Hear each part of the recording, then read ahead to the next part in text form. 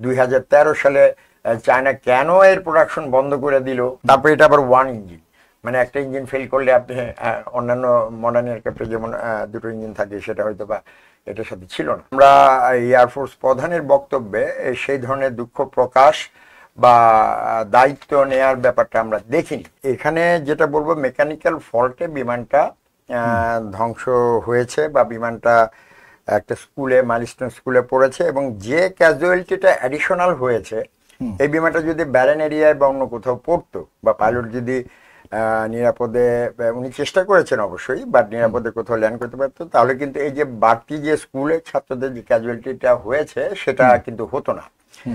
আর mechanical ফল্টে যদি হয়ে থাকে তাহলে মেইনটেনেন্স ঠিক ছিল কিনা, বিমানের ভার্সন কত, প্রকিউরমেন্ট প্রসেস ঠিক ছিল কিনা, ঠিক আছে। কারণ বিগত ফ্যাসিস্ট সরকারের সময় সমস্ত এই পারচেজ কন্ট্রোল করতো হচ্ছে জেনারেল তারেক সিদ্দিকী, এবং তার নেতৃত্বে একটা গং বা গ্রুপ ছিল সামরিক এবং অন্যান্য সংশ্লিষ্ট, তারা এটা নিয়ন্ত্রণ করতো এবং হাজার হাজার কোটি টাকা তারা এখান থেকে নিয়ে যেত।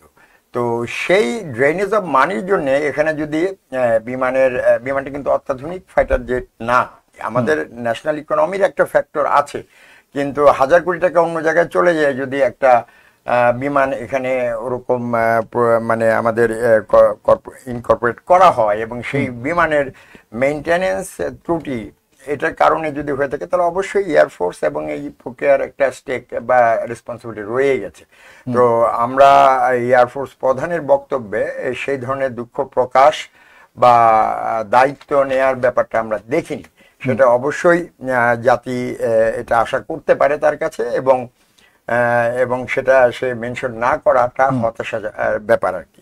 অ্যাটলিস্ট স্কুল ছাত্র যারা মারা গিয়েছে তারা তো এখানে নির্দোষ, এবং তারা তো এটার কোনো স্টেক হোল্ডার না, তারা কেন এইভাবে মারা যাবে, এটার জন্য তার দুঃখ প্রকাশ করা উচিত ছিল আমি মনে করি। এবং এয়ারফোর্স থেকে তাদের জন্য একটা এয়ারফোর্সের কোনো ধরনের দায় কি দেখেন কিনা? কারণ হলো এই যেভাবে উড্ডয়নের পর যে পরিস্থিতিতে আমরা দেখলাম এটা ইয়ে হলো, নিচে ধ্বংস হলো, এতে তো মেকানিক্যাল সাইট জড়িত থাকবার কথা, বা কোনো না কোনো একটা এখানে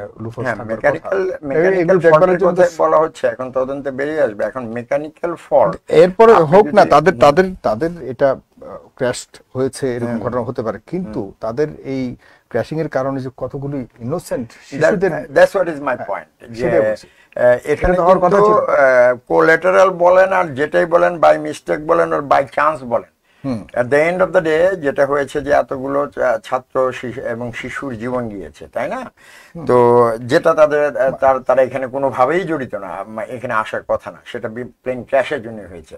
তো সেটার জন্য তার দুঃখ প্রকাশ করা উচিত ছিল, এবং অ্যাটলিস্ট তাদের জন্য কিছু ডিক্লারেশন বা ক্ষতিপূরণ বা যেটাই হোক, সেটা এয়ারফোর্স থেকে আসা উচিত ছিল। সেটা যদি না এসে থাকে তাহলে সেটা আমি বলবো অত্যন্ত দুঃখজনক। এবং যেটা বললেন যে কারণ মেকানিক্যাল ফল্ট, হ্যাঁ ঠিক আছে, মেকানিক্যাল ফল্ট হয়েছে, বাট এই বিমানের ভার্সন, এটা প্রকিউরমেন্ট কেন হলো, এটার প্রিভিয়াস হিস্ট্রি কি, 2013 সালে চায়না কেন এর প্রোডাকশন বন্ধ করে দিল, হ্যাঁ, এগুলো কিন্তু অনেক রিলেটেড রিজন আছে। এবং আপনি যখন ডিফেন্স পারচেসটা করবেন, সেটা কিন্তু একটা সুনির্দিষ্ট স্টেপ এবং প্রক্রিয়ার ভিতর দিয়ে যায়। যেমন ধরেন যে এখানে requirement analysis, operational requirement analysis এবং কোয়ালিটি অ্যাসুরেন্স, এই স্টেজগুলো রয়ে গেছে কিন্তু।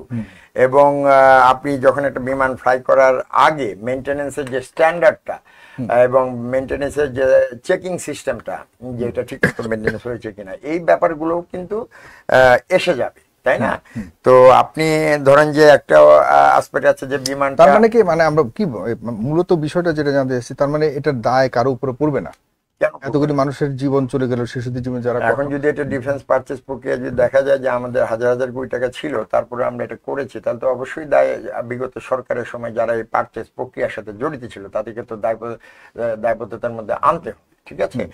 আর ধরেন যে বিমান বাহিনীর যারা এটা অপারেশনাল সাইডটা দেখেন, তারা এটা অ্যাকসেপ্ট করলো কেন? তাদেরও তো এটা বলা উচিত ছিল যে না, এটা ওল্ডার ভার্সন, এটা আমাদের, আমরা মডার্ন এয়ারক্রাফট না নিলে আমাদের এটার মানে ঝুঁকি থেকে যায়। তো এখন এই ঝুঁকি কতটুকু, এটার অ্যাক্সিডেন্ট রেট কত, সেগুলো দেখে আপনাকে এই বিচারে যেতে হবে। তারপরে এটা আবার ওয়ান ইঞ্জিন, মানে একটা ইঞ্জিন ফেল করলে আপনি অন্যান্য মডার্ন এয়ারক্রাফটে যেমন দুটো ইঞ্জিন থাকে, সেটা হয়তো বা এটার সাথে ছিল না। তো এগুলোও কিন্তু ভালনারেবিলিটিতে অ্যাড করছে, তাই না? তো পুরো ব্যাপারটা আপনাকে একটা তদন্তের মাধ্যমে এসে নিশ্চিন্ত হতে হবে। এবং মেকানিক্যাল ফল্টের আগে একটা মেনটেন্যান্সের ব্যাপার আছে। একটা বিমান কিন্তু মেনটেন্যান্স করার পরে আবার ফ্লাইং আওয়ার বাড়িয়ে দেওয়া হয়। যেমন ধরেন যে কারো ফ্লাইং আওয়ার 2000 পর্যন্ত ছিল, মেনটেন্যান্সটা যদি ওরকম ভালো হয়, স্ট্যান্ডার্ড মিট করে, তাহলে আরো 1000 বাড়িয়ে দেওয়া হয়। তো এটা কোন পর্যায়ে ছিল, মেনটেন্যান্স ঠিক ছিল কিনা, হঠাৎ করে এরকম একটা বিমান যেটা ফাইটার জেট, সেটা কেন এরকম করে মেকানিক্যাল ফল্টে এবং এরকম একটা অ্যাক্সিডেন্ট হবে, সেটা কিন্তু টোটাল একটা তদন্তের পরেই আমরা নিশ্চিন্ত করতে পারবো। বাট আপনি যেটা বললেন, I agree with your point, যে নিষ্পাপ এবং মানে যাদের কোনো দায় নেই, এটাতে কাউকে না কাউকে দায় নিতেই হবে, কারণ তারা তো এখানে এভাবে মৃত্যুবরণ করবে, এটা কোনোভাবেই সেখানে তাদের এই মৃত্যুবরণের জন্য অবশ্যই দুঃখ প্রকাশ করতে হবে, অবশ্যই দায়িত্ব নিতে হবে। দায়িত্ব নিতে হবে। আমি ব্যাপার বলি যে যেটা আসছে আর কি, যে কেন শহরের মধ্যে এটা মানে ট্রেনিং ফ্লাইট করবে। তো এয়ারফোর্সের বেসিক ট্রেনিং কিন্তু যশোরে হয়, হ্যাঁ। তারপরে এটা ছিল হচ্ছে তো কারেন্সি বা ট্রেনিং মিশনের কোনো ফ্লাইট।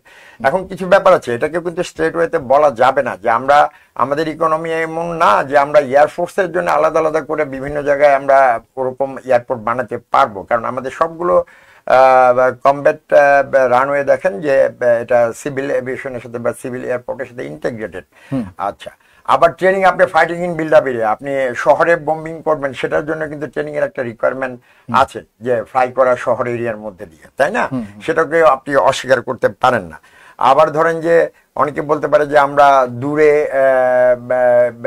শহর থেকে দূরে বা বর্ডার এরিয়া বা অন্যান্য ব্যারেন এরিয়াতে করব, তো একটা ইকোনমি তো আছে। আবার আমাদের কান্ট্রির স্ট্র্যাটেজিক ডেপথ খুব কম, তো আমরা ওই জায়গাগুলোতে করতে গেলে বর্ডারের কাছে আপনি করতে পারবেন না, কারণ আপনি আর্টিলারি শেলিং দিয়ে আপনার রানে অবসলিট করে দিবে যুদ্ধের প্রথম স্টেজে। সেক্ষেত্রে আপনি ভিতরের দিকে আসতে হবে, ভিতরের দিকে আসতে গেলে কিন্তু ওই ঢাকা এবং সেন্ট্রালের দিকে চলে আসতেছে। সো এই রিয়ালিটি গুলো রয়ে গেছে। But at the end of the day এতগুলো শিশু এবং ইয়ের জীবন, এটার দায় কাউকে না কাউকে নিতে হবে। আপনাকে অনেক ধন্যবাদ কর্নেল জহুরুল হাসান। মেজর সৈয়দ সিদ্দিক, আপনার কাছ থেকে একটু শুনতে চাই, এখানে আরেকটি বিতর্ক বেশ এখনো পর্যন্ত সরব, সেই বিতর্ক নিয়ে এখনো পর্যন্ত কোনো কুল কিনারা পাওয়া যাচ্ছে না। সেটি হলো যে হতাহতের সংখ্যা কম বেশি দেখানো, এতে আসলে কোনো উদ্দেশ্য আছে কিনা? অনেকেই মনে করছে, বিশেষ করে বিরোধী একটা শক্তি বলতে চাচ্ছে যে আর্মিরা আসলে হতাহতের সংখ্যা কমিয়ে দেখিয়েছে এবং লাশগুলিকে তারা লুকিয়ে ফেলেছে। এরকম কোনো সুযোগ কি আছে কি বলে মনে করেন? করার কোনো উদ্দেশ্য আছে কিনা? আমি গভীর শ্রদ্ধা নিবেদন করছি। প্রথমেই ধন্যবাদ আমাকে ইনভাইট করার জন্য। এখানে যারা প্রাণ দিয়েছে তাদের প্রতি আমার আল্লাহ পাক যেন তাদেরকে জান্নাতবাসী করেন, পরিবারের প্রতি সমবেদনা। দর্শক শ্রোতা যারা এই মুহূর্তে দেশে প্রবাসে এই করুণ একটি ট্র্যাজিক একটা অ্যাক্সিডেন্টের মাধ্যমে যারা এফেক্টেড, তাদের প্রতি আমার সমবেদনা রেখে আপনার প্রশ্নের উত্তর দেওয়ার আগে আমি কিছু ফিগার্স দিচ্ছি। F-7 ফাইটার জেটটি ক্র্যাশ করে 1:30টার সময় 21 তারিখে, এবং এটা হুমরিকে পরে স্কুলের 4টি রুমকে এফেক্ট করে, তখন বাচ্চারা ওই রুমে ছিল।